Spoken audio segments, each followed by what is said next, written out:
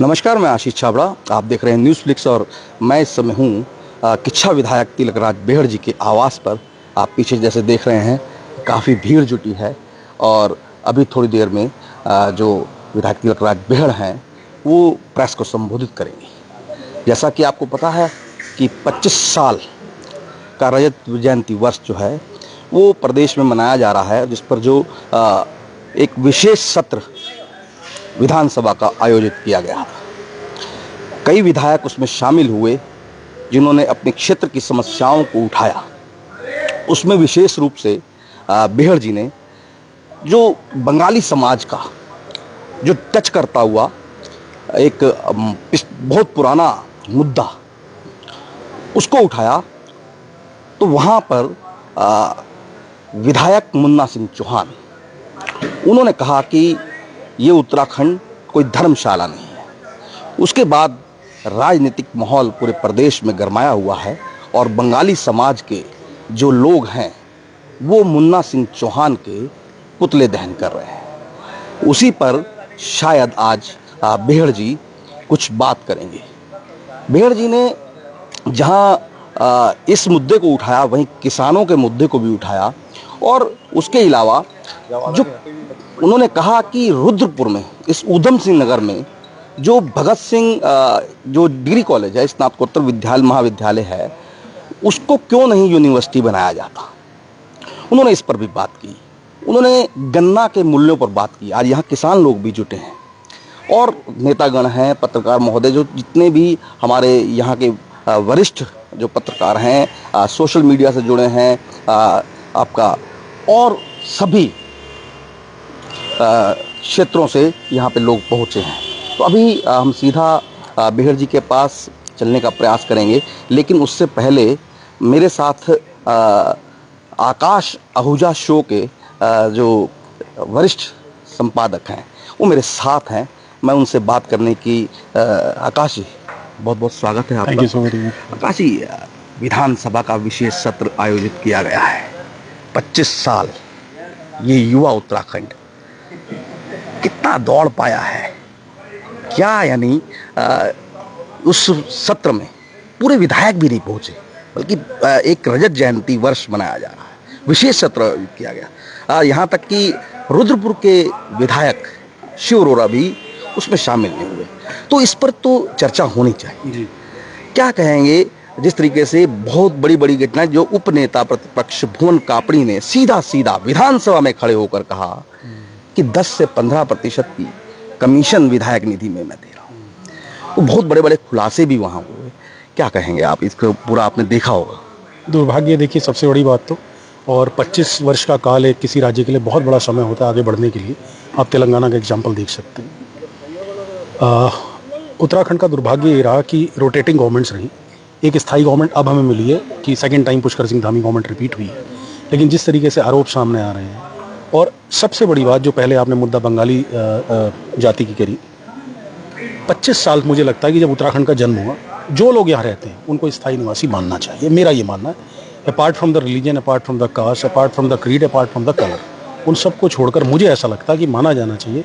और भ्रष्टाचार की भेंट जहाँ तक उपनेता प्रतिपक्ष स्वयं कर रहे हैं कि उत्तराखंड चढ़ गया है, और इसके अलावा लंढौरा के विधायक खानपुर के उमेश कुमार, उन्होंने भी ये मुद्दा बड़ी गर्म उससे उठाया था काफ़ी सख्ती से। और शिव अरोड़ा जी की बात बता दूं, खैर वो तो बिहार गए हुए हैं इस समय इलेक्शन कैंपेन में। तो गंभीर है साहब, सदन में अगर इस तरह के मुद्दे उठ रहे हैं और सदन में लोग शामिल नहीं हैं जिनको कायदे से जनता ने जिम्मेदारी के साथ भेजा है 5 साल की, आप उनकी बात उठाएं, और सदन में वो लोग मौजूद नहीं हैं, इन बातों पर कोई जवाबदेही नहीं है, तो बड़ा दुर्भाग्य का विषय है। मेरे को याद आता है कि जब पहली बार में मोदी गवर्नमेंट बनी थी तो कहा गया था कि हर 6 महीने में एक गाँव गोद लिया जाएगा, अटल आदर्श ग्राम बनाया जाएगा, और हर 6 महीने में एक गांव एक सांसद गोद लेगा। तो मुझे लगता है वो गोद से उतरा ही नहीं है कोई अभी तक। उसके अलावा भी मुख्यमंत्री पुष्कर सिंह धामी ने भी कहा था कि सभी विधायकों को 10-10 से कार्य, उनकी क्या प्रगति है और क्या कार्य दिए गए। उसके अलावा रुद्रपुर का तो बहुत बड़ा मुद्दा पिछले कई वर्षों से चला आ रहा है, नजूल का। कह रहे हैं कि 2600 परिवारों को दिया है मालिकाना हक, लेकिन रजिस्ट्री किसी की भी नहीं। लेकिन कहीं पे भी उसको आज क्या, ये 3 दिन का सत्र था, उठाने की जरूरत थी। ठीक है, शिव अरोड़ा जी बिहार हैं, वहाँ चुनाव हैं, लेकिन ये कॉन्स्टिट्यूंसी उनकी है रुद्रपुर, और रुद्रपुर के बहुत बड़े बड़े मुद्दे और भी हैं जिसे विधानसभा में रखने की जरूरत तो थी। तो आपने अभी जैसे कहा कि 2000 की कट ऑफ डेट जो राज्य बनने के सब, ये कल ही जो है राज्य स्थापना दिवस भी है। सभी को शुभकामनाएं हैं, कल राज्य स्थापना दिवस है, अग्रिम शुभकामनाएं हैं। और उस पर जो है इस 9 नवंबर पर तो वाकई चर्चा होनी ही चाहिए। 25 वर्ष, हाँ, यदि आपकी हमारी शादी को 25 वर्ष होते हैं तो हम विशेष रूप से उसको जो है उस उत्सव को मरते हैं, आयोजित करते हैं। तो भाई चर्चा तो होनी चाहिए। हमने बड़े आंदोलन से 42 लोगों की शहादत हुई है, और भी अप्रत्यक्ष रूप से भी कितने लोग जो हैं शहीद हुए होंगे जो गिनती में नहीं आए होंगे। बहुत लोगों ने संघर्ष किया आकाशी, तो चर्चा तो होनी चाहिए। आपने अभी कहा कि भी 2000 की कट डेट, तो उस पर जो है आखिर क्यों नहीं मान रहे? 1950 का मूल निवास, भाई 1950 में तो ऐसे तराई भी नहीं बसी थी। अगर इस पूरे क्षेत्र की बात करें, पूर्वांचल समाज की बात करें, पंजाबी समाज की बात करें, बंगाली समाज की बात करें, ऐसे कई समाज है जिन्होंने यहाँ पर अपना परिश्रम दिया, खून पसीना दिया, इस तराई को आबाद किया। जो तराई बियावान जंगल हुआ करती थी, जहाँ पर जानवरों का प्रकोप था, बीमारियों का प्रकोप था, वहाँ पर काम किया। तो वहाँ पर इस तरह की कट ऑफ देना, कितने लोग थे? मुट्ठी भर लोग थे। आज इसको कौमी एकता का गुलदस्ता बनाया मेहनत के साथ, 50 साल की मेहनत है इसके पीछे। तो मुझे ऐसा लगता है कि डिस्कोर्स जो है ना वो बड़ा ज़रूरी है। और अगर डिस्कोर्स यानी कि चर्चा ही नहीं होगी तो चर्चा का हल कैसे, मतलब किसी समस्या का हल कैसे निकलेगा? शिव अरोड़ा की जहाँ तक बात करी, विधायक है हमारे स्थानीय, तो भले ही वो बिहार गए हैं, लेकिन मुझे भी ऐसा लगता है कि प्रायोरिटीज़, प्राथमिकताएं तय होनी चाहिए। उन्हें प्राथमिकता पे बिहार के अलावा ये भी रखना चाहिए था। और साथ ही साथ फिर से मैं यही बात कहूँगा कि पर उपदेश कुशल बहु तेरे, जे आचरही ते नर ना घनेरे।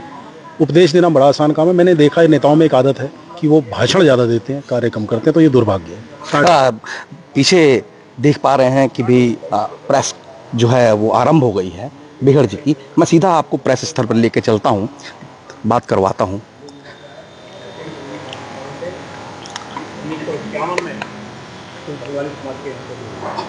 आज क्या है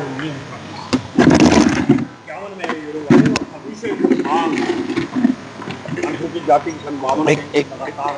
राजी और देश के 7 राज्यों में इनको दर्जा प्राप्त है।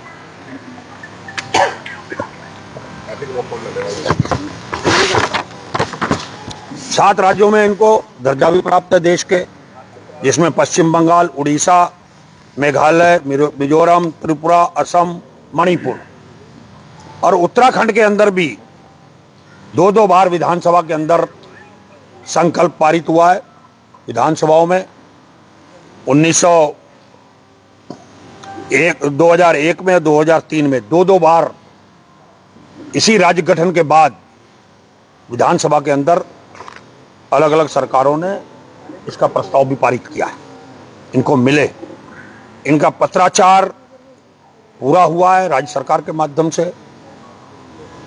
हमारे जब केसी बाबा पार्लियामेंट मेंबर थे, एक ही पार्लियामेंट मेंबर ऐसा हुआ है इसे राज्य बनने के बाद जिसने बंगाली समाज के लोगों को, नमोशूद्र जाति के लोगों को एससी का दर्जा दिया जाए, जिसने ये बात पार्लियामेंट से लेकर लड़ाई लड़ी, पत्राचार किया, भारत सरकार में पत्राचार किया, लोकसभा में उठाया, और उसका ये हुआ परिणाम कि जिलाधिकारी, राज्य सरकार को निर्देश आए भारत सरकार के द्वारा, और राज्य सरकार के द्वारा 2005 में 19 अक्टूबर को राधा रतोड़ी जो सचिव थी, उन्होंने उधम सिंह नगर के जिलाधिकारी को एक पत्र भेजा कि कहा कि इसका इथनोग्राफिक सर्वे कराया जाए पंतनगर यूनिवर्सिटी के माध्यम से। वो सर्वे कराया गया और सर्वे की रिपोर्ट 19 अगस्त 2008 को मनीषा पवार जो उस समय सचिव थी इसकी, उनके द्वारा भारत सरकार को, मंत्रालय को, सामाजिक न्याय एवं अधिकारिता मंत्रालय को भेज दी गई। तब से लगातार देश के प्रधानमंत्री अटल बिहारी वाजपेयी जी उस समय चुनावी रैली को हल्द्वानी के अंदर संबोधित करने आए थे पार्टी की, बीजेपी की। उन्होंने सार्वजनिक रूप से इस बात को कहा था कि हम, सरकार आएगी भारतीय जनता पार्टी की, तो हम उसको, इन लोगों को, नमोशूद्र जाति के लोगों को, बंगाली भाइयों को एससी का दर्जा देंगे। ये जो बात बाहर उठ रही है उत्तराखंड के अंदर कि अब एससी का दर्जा नहीं मिलेगा, पिछड़ी जाति के लोगों को दर्जा नहीं मिलेगा, यहाँ कोई खैरात बट रही है, मैं कहना चाहता हूं भाजपा के नेताओं को कोई खैरात नहीं मांग रहे आपसे। ये प्रोसेस राज्य बनने से पहले से चला आ रहा है और 8 राज्यों को मिल चुका, और इस राज्य ने भी बिना पढ़े लिखे इस बात को कहना खैरात बट रही है। मैं भी आपको इसकी उपलब्ध कराऊंगा। लगातार राज्य सरकारों के द्वारा विभिन्न जो भी सरकारें नहीं है उत्तराखंड के अंदर, मैं किसी एक सरकार की बात नहीं कर रहा, सबकी सरकारों के समय सारी रिपोर्टें शासन को, भारत सरकार को जा चुकी है। एक बार नहीं, आखिरी रिपोर्ट भी गई है 12 फरवरी 2024 को। उत्तराखंड शासन ने संपूर्ण रिपोर्ट भारत सरकार को दोबारा भी प्रेषित की है, लगातार जा रही है। पर भारत सरकार उस समय हमारे जो भारतीय जनता पार्टी के यहाँ के MP, MLA या भारतीय जनता पार्टी के जो हमारे बंगाली समाज के नेता हैं, वो बराबर कहते थे कि नहीं हमारी केंद्र में सरकार आएगी, कांग्रेस नहीं कर पाई, जबकि केसी बाबा ने जो किया कोई कर नहीं सकता। आज के MP बचते हैं, कोश्यारी जी MP रहे, उन्होंने कभी इस पर नहीं बोला। उसके बाद अजय भट्ट MP हैं लगातार, इन्होंने बंगाली समाज की कभी कोई बात नहीं उठाई। मैं इसका आरोप लगा रहा हूं। अगर चाहते तो इनको नवोशूद्र जाति का दर्जा केंद्र सरकार से मिल जाता। कोई राज्य सरकार ने नहीं देना है, केंद्र सरकार ने देना है, पर पैरवी कोई नहीं करता। और 11 साल हो गए, अभी तक इनको केंद्र सरकार दर्जा नहीं दिया, धोखा दे रही है। और उल्टा कह रहे हैं कि साहब यहां जो है वो खैरात नहीं बट रही। ये राज्य सबका राज्य है, हिंदू, मुस्लिम, सिख, ईसाई सबका राज्य है, हर जाति धर्मों का राज्य है, हर वर्ग का ये राज्य है। इस तरह के 2-2 बार विधानसभा के अंदर इस बात को घुमा फिरा के कहना, गैरसैंण में सीधा सीधा कहा गया। अभी जो विधानसभा का सत्र विशेष चला उसमें घुमा फिरा के कहा गया, नाम नहीं लिया गया। कह सकते हैं भारतीय जनता पार्टी के कल को नेता विधायक साहब वो तो नाम लिया ही नहीं, वो तो साहब वो फलाने समाज की बात कर रहे थे, वो तो रुड़की को, भगवानपुर को लेकर मामला कह रहे थे, पर निशाना कहीं और है, क्या कहते हैं, निगाहें कहीं और हैं। हम खूब जानते हैं भाजपा कहलवाती है किसी से, और कहलवाने के बाद अपना मैसेज देती है, और उसके बावजूद फिर बैकडोर में जाकर कह देती नहीं नहीं वो तो उनके निजी विचार थे। ये चलेगा नहीं इस राज्य के अंदर। ये राज्य सबका बनाया हुआ राज्य है, और बंगाली समाज की भी देश की आजादी के अंदर बहुत बड़ा योगदान है, अभूतपूर्व योगदान है। आज उसको नकारना काम करते हैं।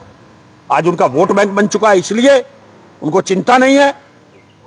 कांग्रेस इस लड़ाई को लड़ेगी और हम इसके बड़ा आंदोलन चलाएंगे, इसको लेकर जाएंगे, गांव गांव बस्तियों में जाएंगे और एक बताएंगे इनकी सच्चाई है कि 11 साल से बेवकूफ बना रहे हैं। कह रहे अभी एक पार्लियामेंट का मैं नाम नहीं लेना चाहता मेंबर का, जो हमारे इस जिले से नेतृत्व कर चुके हैं, कर रहे हैं, मैं किसी का नाम लेना, किसी ने उनसे कहा कि बंगाली समाज के दर्जे का मामला है उठाओ, तो पार्लियामेंट मेंबर कह रहे हैं अरे मैं उठा लूंगा तो ऊपर वाले नाराज हो जाएंगे, वोट नहीं मिलेगा मुझे। पार्लियामेंट मेंबर बनना चाहते हो, पर किसी समाज की बात करने में आपकी जान निकलती है, आपको डर लगता है। कब कहा, क्या कहा, मेरे पास पूरा प्रूफ है, पर मैं किसी पे व्यक्तिगत नहीं कहना चाहता।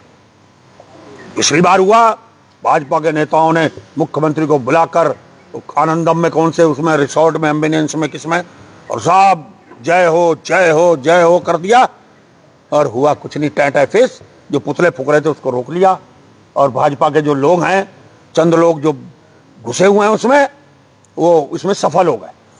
पर अपने समाज के साथ तो धोखा मत करो, अपनी पार्टी के प्रति प्रतिबद्धता दिखाओ, कोई दिक्कत नहीं। हर व्यक्ति की अपना आजादी है किसी भी के साथ जुड़ने की, किसी भी दल में रहने की, पर पूरे समाज को तो गुमराह मत करो। पूरे समाज को, आप समाज का ठेका लेके आप उनको गुमराह कर रहे हो।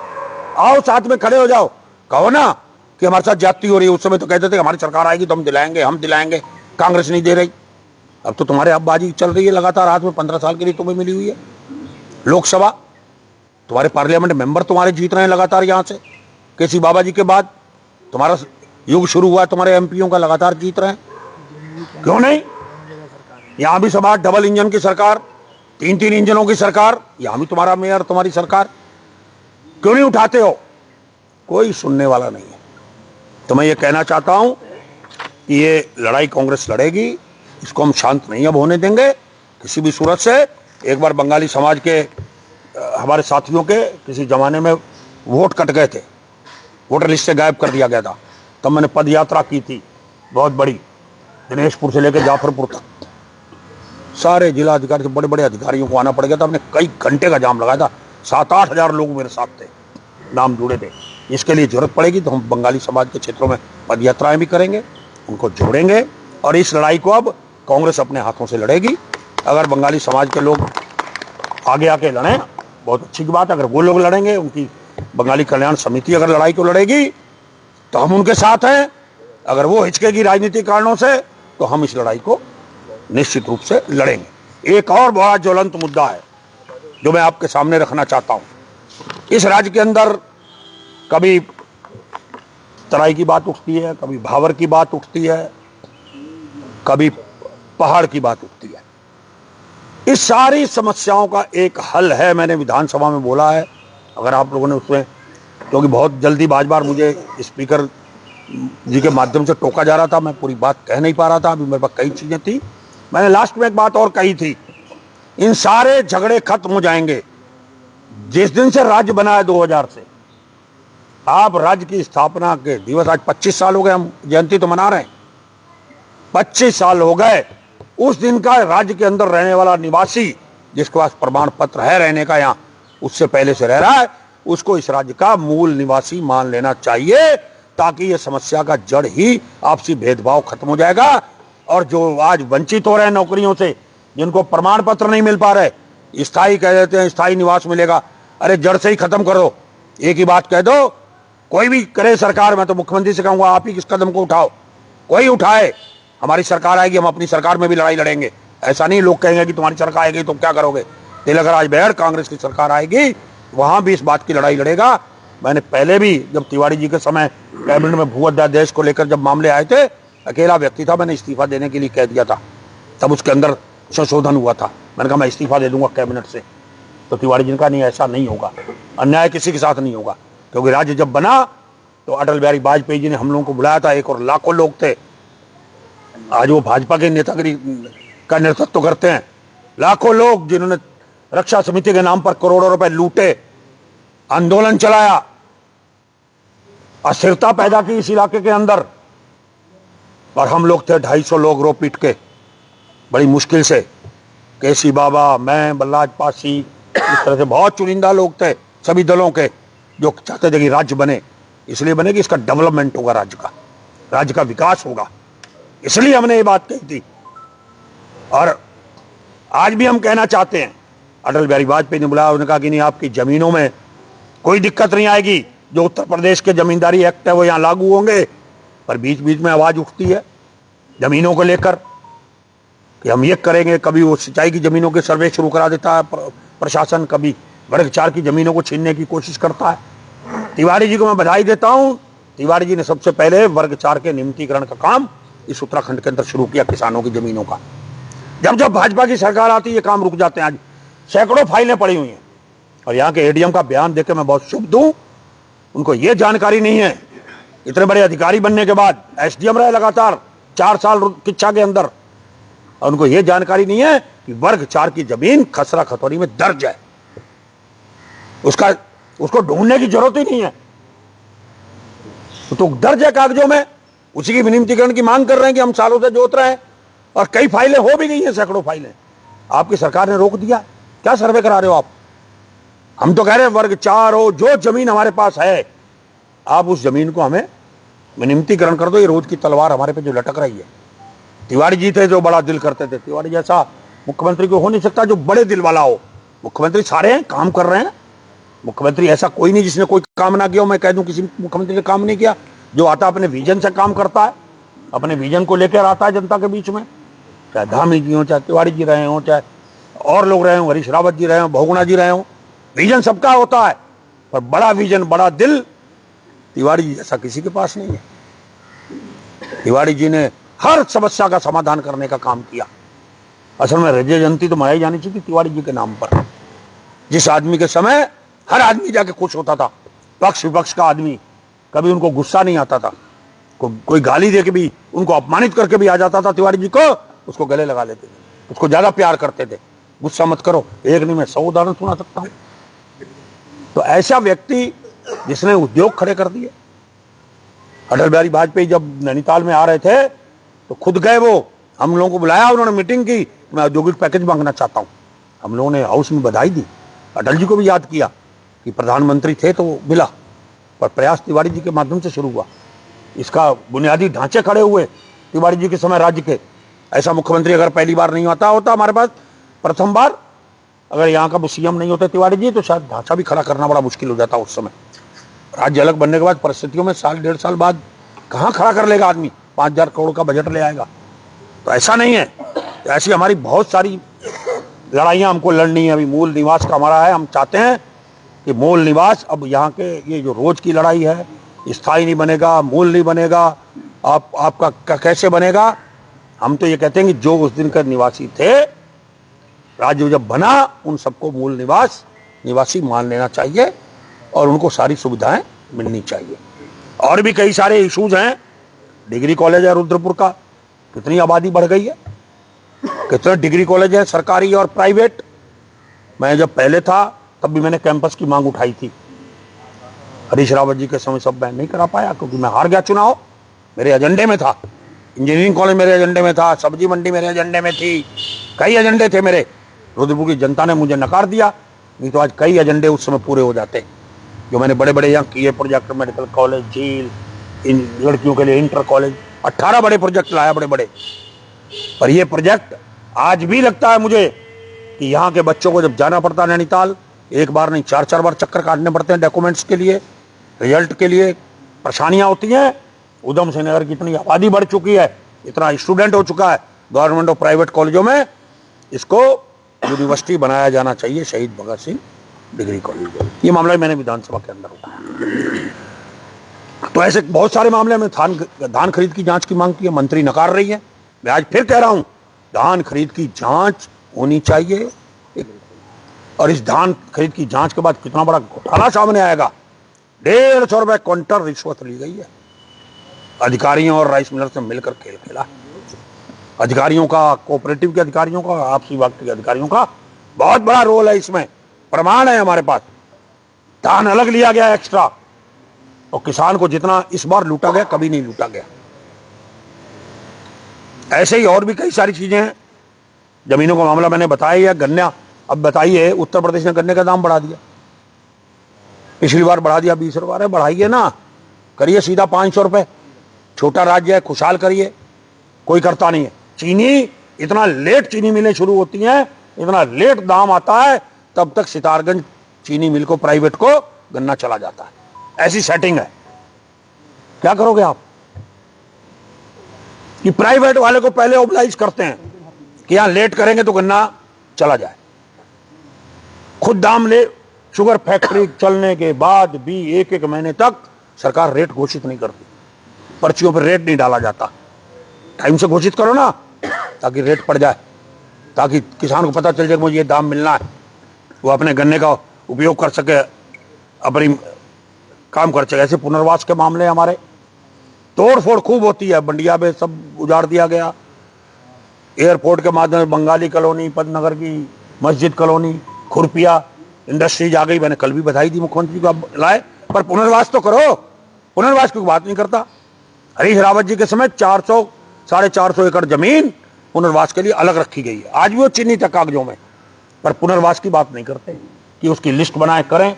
जबरानी माधवानों के लिए पुनर्वास की योजना शुरू हो चुकी है, काम शुरू हो गया। भेदभाव क्यों है? भेदभाव नहीं होना चाहिए ना, तभी तो लोगों के अंदर बात आती है भेदभाव की, कि हमारे साथ अंतर रखा जा रहा है। आप एक साथ करिए ना सबको। ऐसे ही पंतनगर की कर्मचारियों को कितनी समस्याएं हैं, कोई सुनने वाला नहीं है। मैंने इसलिए फैसला लिया है कि मैं 17 तारीख को 24 घंटे के उपवास पर यूनिवर्सिटी के अंदर बैठने वाला हूं। अगर उन्होंने कर्मचारियों की समस्याओं को नहीं सुना, बैठकर कोई रास्ता नहीं निकाला, तो 24 घंटे का उपवास मैं गांधी जी की मूर्ति के आगे करूंगा। 17 तारीख को 11 बजे बैठूंगा और 18 तारीख को 11 बजे पंतनगर में उठूंगा।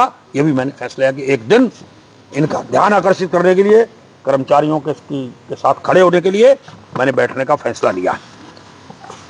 अब गड्ढा मुक्त की बात आ जाए, देख लो जाकर गड्ढे। टेंडर की बात की मैंने कि 40-45% पे टेंडर पड़ रहे हैं बुलों पे।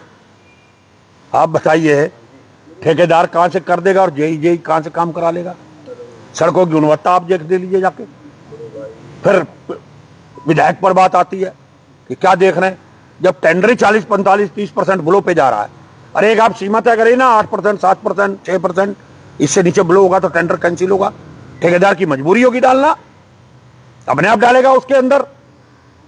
तो बिल्कुल निरंकुश है अधिकारी, जो चाहे करें। मैंने सचिव पीडब्ल्यूडी से कहा, मैंने इनके एचओडी से कहा, मैंने लगातार इसके ऊपर बातचीत की, कोई सुनने वाला नहीं है कि इनकी स्थिति क्या है। सड़कों की हालत खराब है, गड्ढा मुक्त है।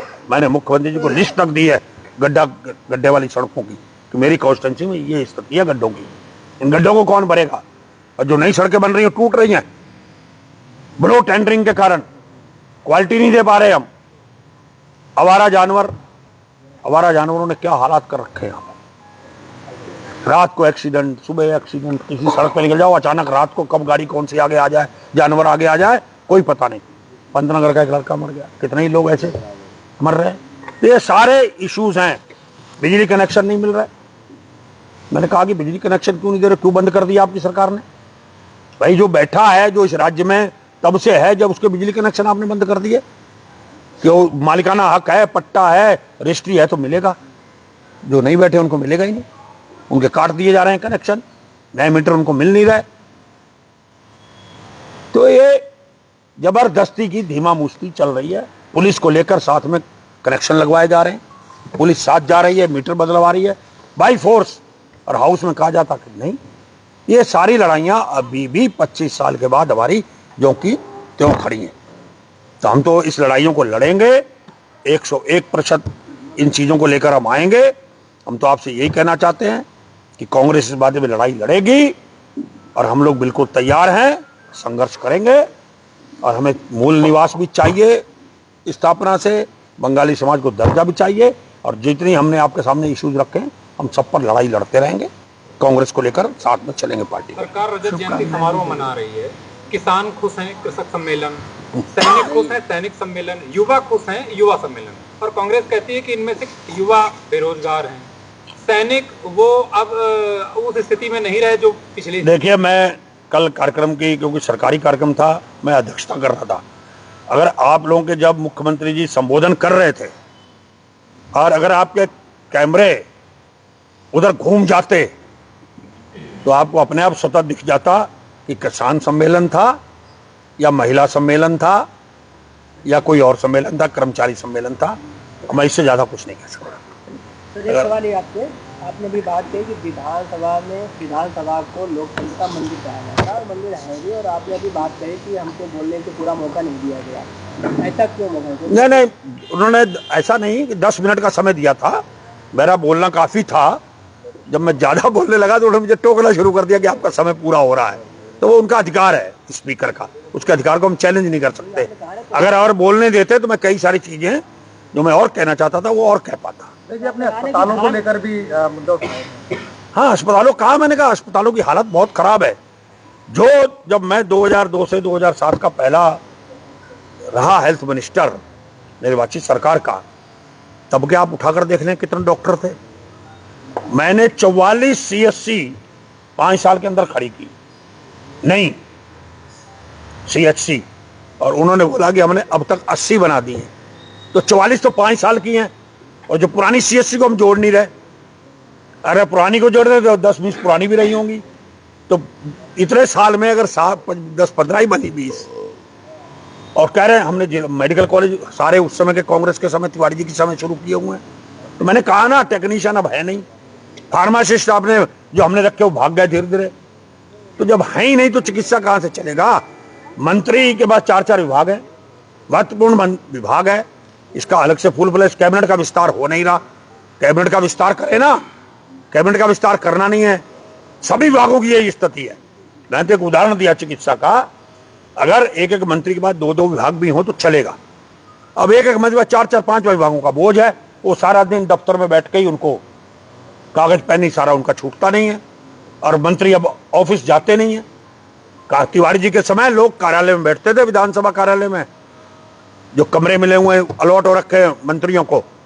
और आप देखेंगे आज के मंत्री, कभी भी आपके मीडिया की देहरादून से कहना चाहता हूं आपके माध्यम से, जाकर घूम के देखें, 11-12 बजे जाके अधिकांश मंत्री जो देहरादून में होंगे अपने आवास पे जनता से मिल रहे होंगे, कार्यालयों में नहीं आते हैं। जब विधानसभा चलती तभी आगे कमरा खुलता है। ये भी दिक्कत है बहुत बड़ी। मुन्ना सिंह चौहान ने एक साल पहले एक बयान दिया था, उसके बाद फिर माफी मांगी, बंगाली समाज ने माफ किया, लेकिन उसके बाद फिर से दोबारा से बयान आ जाता है और फिर आक्रोश है। अब देखिए, अब तो बार मुन्ना वो बार कर रहे हैं। अब हमने भी बार हम सामने खड़े हो गए हैं और हम इस दर्जे की लड़ाई को लड़ेंगे। वोटर लिस्ट में हर हालत में अब लड़ाई को लड़ेंगे हम। अब क्या है कि वो कह रहे खरात बट रही है, क्या लोगों को दर्जे दे दें, एससी का दर्जा फलाने को दे दें। आप देखिए, मुन्ना सिंह जवान को एक इतने बड़े, वो अपने आप को सजदी ज्ञाता कहते हैं, मैं भी उनको मानता हूं, किसी का अपमान नहीं करना चाहता। वो कहते हैं जब हल्द्वानी से ट्रेन चलती है तो पर्दे हिलते हैं। आज उनको नफरत हो गई मुस्लिम समाज से, ये भाजपा का असली एजेंडा है। कह रहे हैं हरी पीली नीली चादर, क्या है?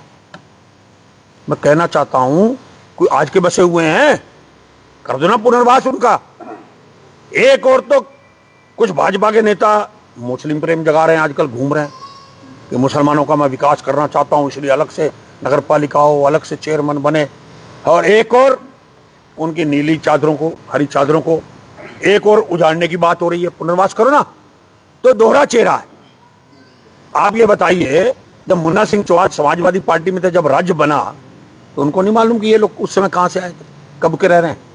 तब विचार कुछ और थे, आज उनको पर्दे दिख रहे हैं। और जब समाजवादी पार्टी में थे तो वही पर्दे उनको अच्छे लगते थे, वही दरवाजे अच्छे लगते थे। अब उनको लगता कि वो गलियां, क्या बोला उन्होंने, वो मुझे क्या नर्क बोला, नर्क, बनफुला नर्क। कल को तुम कह दो कि सिरोली कला भी नर्क है, कल को कह दो आप दराज भी नर्क है, कल को आप कह दो कि खेड़ा भी नर्क है। हर समाज का अपना रहना कहना है, हर समाज का अपना सिस्टम है रहने जीने का। तो ये क्या है इस राज्य के अंदर? ये मुन्ना सिंह बोल रहे हैं, उनकी पार्टी बोल रही है? बताए ना क्या है ये? क्या आज उनको पर्दे हिलते दिख रहे हैं? जब समाजवादी पार्टी में तो ये पर्दे बड़े अच्छे लगते थे, अखिलेश यादव के साथ सभी को अच्छे लगते थे।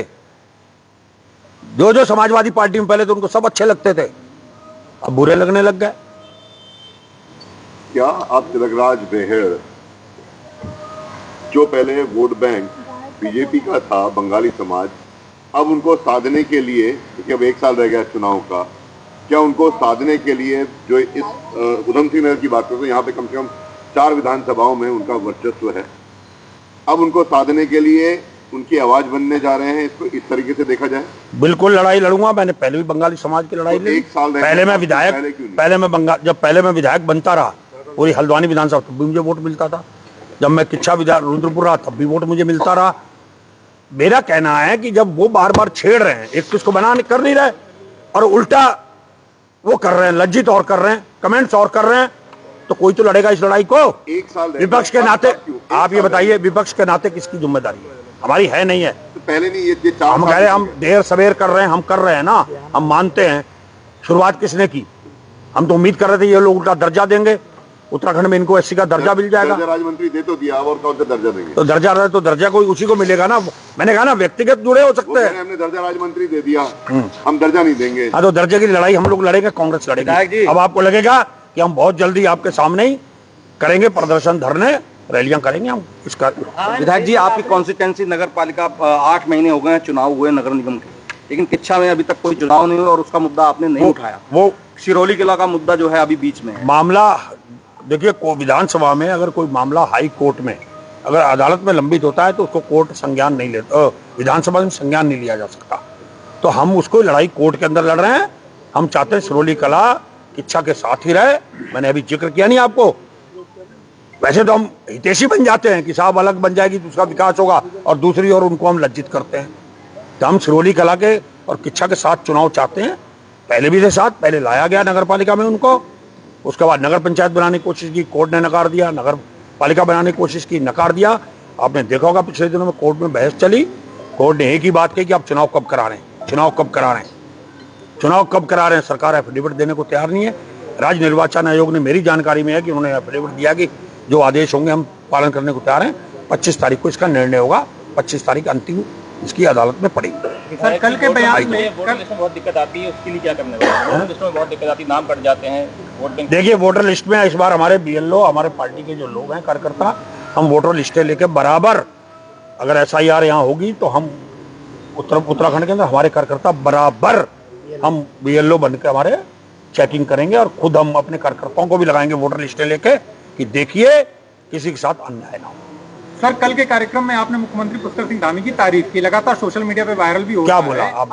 आपने कहा है कि धामी जी के नेतृत्व में प्रदेश विकास कर रहा है। मैं कार्यक्रम की अध्यक्षता कर रहा हूँ। किसानों का कार्यक्रम था, चाहे किसान थे ना थे, तो कोई भी व्यक्ति मुख्यमंत्री के कार्यक्रम में, सरकारी कार्यक्रम में ये कह देगा कि आप कुछ नहीं कर रहे, आप फेल हो गए।